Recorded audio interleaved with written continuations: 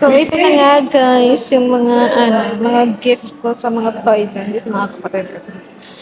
Um, Late na yung gifts ko kasi siyempre New Year na nakauwi ang ate ng mga poison. So, ayan, masaya naman sila kahit ganito lang, balot-balot lang eh. Basta maitsura lang.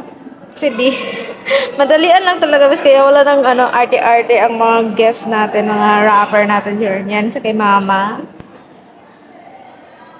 Um, Kala mo naman ang dami no, si Santa talaga yarn. Ang tagal naman maghanap mo, besh. And sa kuya ko, yung pinaka-eldest sa amin, siyempre 10 kami. So, meron din siya. Hindi pwedeng wala, diba? So, tanggapin nyo na lang yung gifts ko kahit hindi ganun kaganda yung cover. Ang pangit ng pagka-box yan. Nag-iisang pamangkin ko yan. Tapos, sino pa ba? Actually, umabot ako ng kinabukasan nito eh. Kasi yung ibahin wala sa bahay eh. Mga gala kasi ang mga poison. Yan kay Papa, syempre may 1K yung Papa natin. Hindi natin kalimutan si Pater. Ayan. Yan sa kapatid ko na lalaki. Yung sumunod sa akin. Parang ayaw mo tanggapin ah. O may isa pa. Uy, may ano pa, may wipes pa. Kanino yung regalo yung wipes? Ayan, maglalakbay tayo palabas kasi nasa labas yung re-regaluhan natin. Ayan. Hindi ba? Buti hindi maulan, besh. Ay, aso. Gusto mag-gift ng aso, ah. Ayan. Kumakain pala ang poison. Happy eating.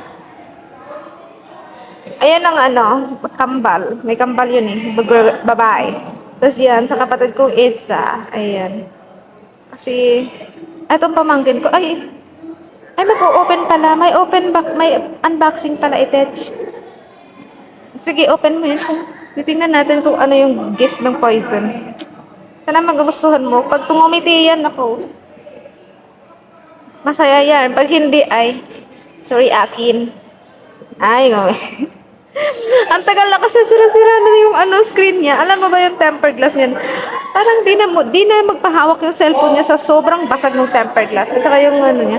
Sira-sira kasi yan, hindi inaalagaan kasi. So, matuto ka, bigwa ka. Sorry. Wait lang. Ayun, napapause ang poison kasi may customer tayo. So, syempre dito ako nagvo-voice over. Ayan si mama. Uy, yung aso gusto din ng gift. Kawawa naman yan. Ang tagal na open ba? Parang magpapa-open ba to? Hindi. Charis. Ano kaya yan? Parang nagwa-wonder siya kung ano yung gift ko sa kanya. Wait lang, may customer ulit. Ayan, I'm back again. Again and again. Uy, gogi. Ang goro naman ni mother. LV yarn. Kumot pala yan, guys. Kumot. Ang sarap niyan sa lamig. Kasi malamigin ang mother. Uy, kapatid ko. Ay, sino ka, Jarn? Hindi ko alam kung nagpo-post ba to or ano eh. Wait lang.